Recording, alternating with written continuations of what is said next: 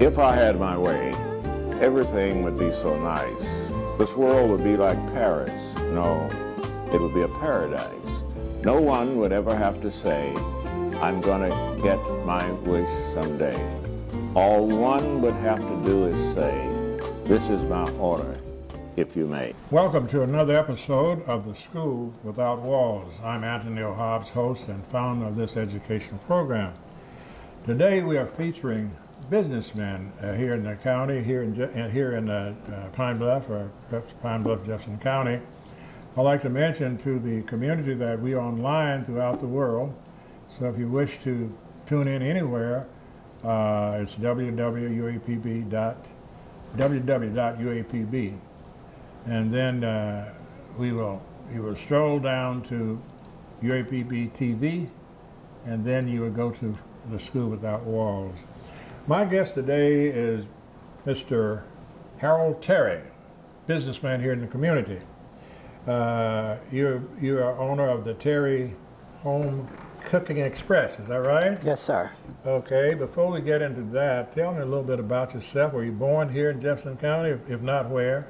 Yes, sir. Born here in Pine Bluff, a little community called Pot Liquor, located. A lot of people associate Pot Liquor in Packentown, but born on the east side of town. I know about Packentown. Yes, sir. Okay, they got Packentown. Was Pot Liquor and Packentown, do they coexist together? Yes, sir, we do. Only thing separates us is the railroad track. I see. I guess Packentown outlived Pot Liquor because it's more popular now, is that right? Well, it was just, I think, tougher guys came out of Packentown. Well, some people thought that. Because I never heard of it before. Okay, you have a wife, family? Sure. Yes, sir. I've been married 23 years to Karen Terry, one daughter, Corinne Terry, student here at UAPB in her sophomore year. Okay. And I believe she works in the business with you, doesn't she? Yes, sir. My wife's a school nurse at McClellan High School in Little Rock, and they come in on weekends and help me out. That is wonderful, wonderful. All right, what would you like to say about the other businesses that you have? You have other businesses, I understand? Yes, sir. Retired from the Air Force in 2000. Started a car lot, Terry's One Stop Auto, 903 East Harding. About, I think 2006, started Terry's Salon and Spa, and started Terry's Home Cooking Express in 2011. Now, where are these businesses located? The Terry's One Stop Auto, 903 East Harding. That's Terry's One Stop Auto. Yes, sir. Now, what do you do there? Used cars. Oh, you sell used cars? Yes, sir. Okay, and the other place? Terry's One Stop Salon and Spa, 1303 West 5th. We have 8 hairstylists there that, does a wide range of hairstyles, so pretty much anything that deals with hair, they can do it there. Is that near this grocery store? I'm trying to locate it in my mind. Well, it used to be the old United Way building, Dr. Hobbs, at 5th and Mulberry. It's the big 2-story house with the columns, built in 1906, but it's right on the corner of 5th and Mulberry. Yeah, exactly where it is, I believe, on 5th and Mulberry, yeah. And that's where your spar is. Yes, sir. So, I believe a while back a Pontiac would be parked out in front of it. Is that right? I'm not sure about the Pontiac. I see a Pontiac every time I come by there. That might be the neighbor's car. I mean, no, what was this big car? It was not a Pontiac, but the Chrysler. There was a Chrysler I saw often in front of that car. I'm not sure. If I have the right place. And then the third business is? Terry's Home Cooking Express. We are open Tuesday through Friday, 11 to 2. Sunday from 11 to 3. Home cooking, we cook fresh daily, and we make food just like Mom used to make there. Well, I can attest to that because I've eaten there several times, and I would encourage those who like home-cooked food to go to Terry's, you call it Terry's Express? Terry's Home Cooking Express. Right. Also, Dr. Hobbs, if I may, we will be expanding Terry's Home Cooking Express. We will be opening a deli this Sunday. You can come down and buy your lunch meat by the pound. You can get deli sandwiches. We will have 8 flavors of ice cream. We will have salads, coffee, just extension of the restaurant. So come down and we can make you any type of deli sandwich you like. I see. Well, that's wonderful, wonderful.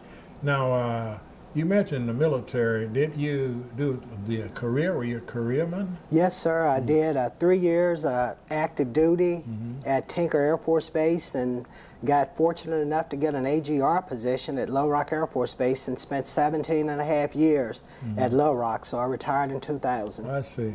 Now, what caused you to go into business? You never worked on a job much other than the military work, have you? Well, when I was in the military, Dr. Hobbs, I always had a part-time job, and I just really always liked kind of working for myself. And after I retired, I always had a passion for cars and motorcycles, so I started the car business. And when I was on active duty, I started a salon in Sherwood, and I just felt that that would work in Pine Bluff. And I always had an interest in having a restaurant, so I would pass through downtown every day, and I saw all the dormant buildings down there, and I said, hey, this would be a great place for a restaurant, and not only a great place for a restaurant, but really something to help with the revitalization of the downtown area.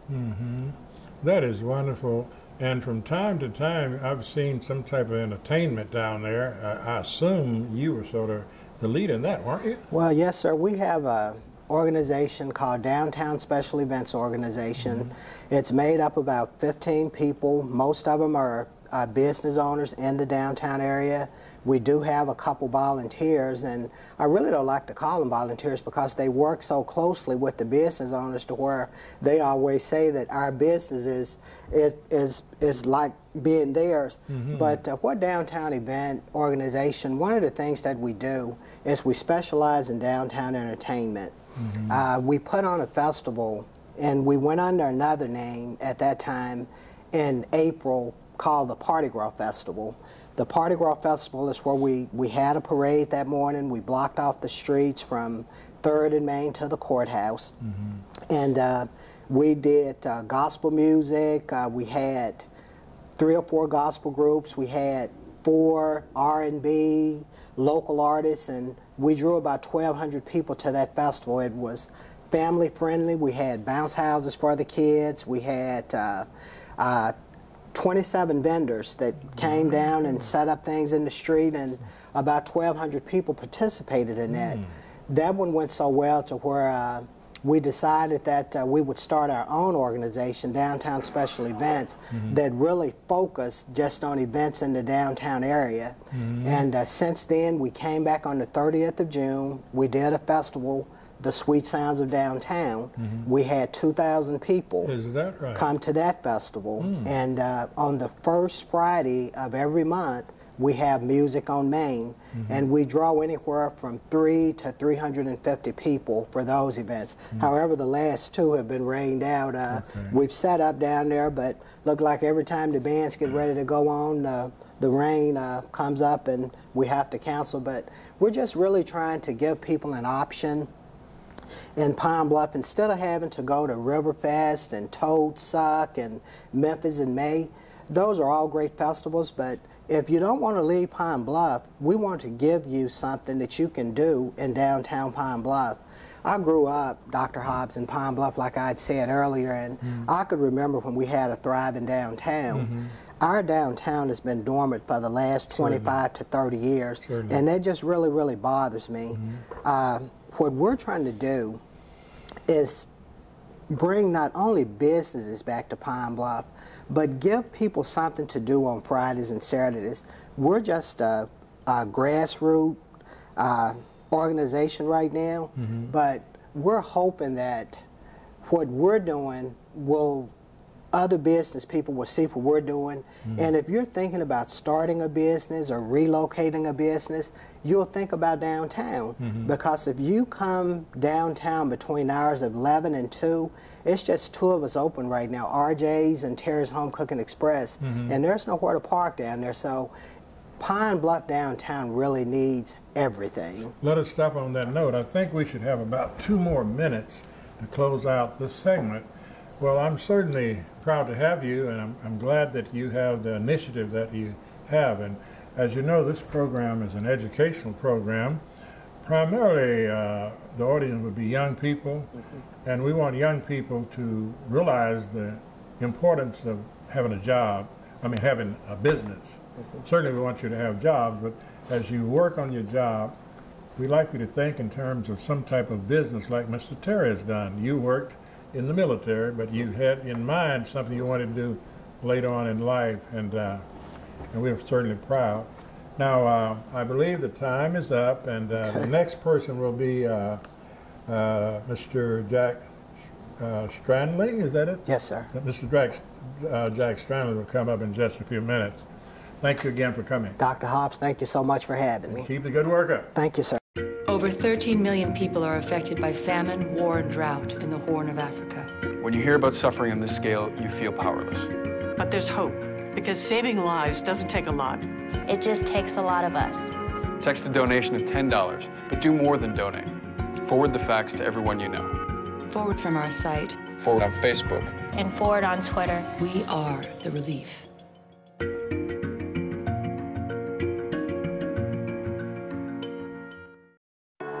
Hey, my name's Katie and I'm in the 9th grade. I'm an A average student and I'm an athlete working towards a scholarship. And everybody tells me how much potential I have.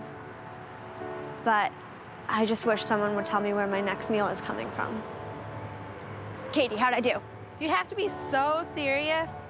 Well, I mean, I did like a crazy dance in a movie if you want me to like, you know, do a little, no. Play a role in ending hunger. Visit feedingamerica.org/hunger and find your local food bank. Severe weather can destroy a home in seconds. There's no time to think, only time to act. Have a kit so you're ready for any emergency. Develop a plan for what you and your family will do before disaster strikes, and stay informed during severe weather any way you can. It can be the difference between losing your possessions and losing your life. Just ask the owners of this house. Visit ready.gov for ways to prepare your family for emergencies.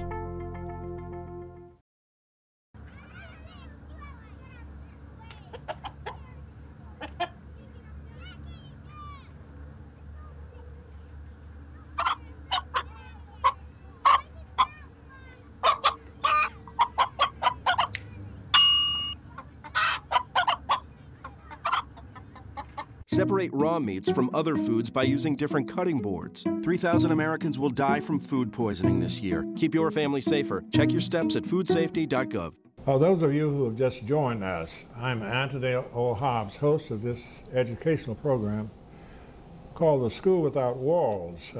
My guest is Mr. Jack Stradley, a businessman here in the community. Mr. Stradley, would you tell us, first of all, whether you're native here? Are you native here? No, sir. I'm originally from Willow Springs, Missouri. I was born and raised there. I attended Arkansas State. From there, I went into the Air Force for 9 years. Then I worked for Texas Instruments for 16 years, and then Rochester Electronics for 14 years. And I retired about a year ago. I've moved here, and we're have purchased some buildings downtown. We're going to put businesses in there. It's going to be primarily theater related. There will be one restaurant that will be, the name of it will be Fairbanks, after Douglas Fairbanks Jr. We have, his widow has agreed that we can use his name, and also we'll have some memorabilia from him that we can display in the restaurant. So we're planning on restoring the community theater. Hopefully we can have it open within about a year. It will be live theater. Live theater. Live theater. We don't plan on showing movies, although we're not against showing movies. Right. But we think that people are tired of sitting home watching television. Oh, yes. We think they would like to get out and see live theater again. Right. I'm also executive director of Old Town Theater Center, which is a 501c3 nonprofit organization. Instead of waiting for a year to start our shows, we've already started having dinner theaters at the country club. We have an upcoming show which will be about Jonathan Livingston Seagull on November the 10th. And next year we're planning on having one a month out there. Now, what will be the general admission? Do you have any $45 for dinner and the show. It typically is going to be on a Saturday evening, although there may be some on Sunday afternoon. We may have more than one a month, but right now we have planned, we have 10 shows scheduled right now, one a month. Now, will you be licensed to serve alcoholic drinks during the dinner? When we have our theater open and the restaurants open, yes, we will serve alcohol. At the country club serves it. We do not. I see. There was another question about the theater. Oh, yes. Where will your actors come from? Will they be mainly local people, No, or you sir. have professional actors? There will be professional actors. Some of them are from Las Vegas. Some are from Broadway. Some are doing what we used to consider the Holiday Inn circuit. Some of them out of Florida. Mr. Sullivan, who's doing Jonathan Livingston Seagull, has done television and Broadway.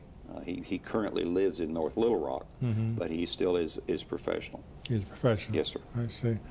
You know, that should attract quite a few people into the community. That's what we're hoping. Yes, we intend to be a destination, both the theater and also the restaurant.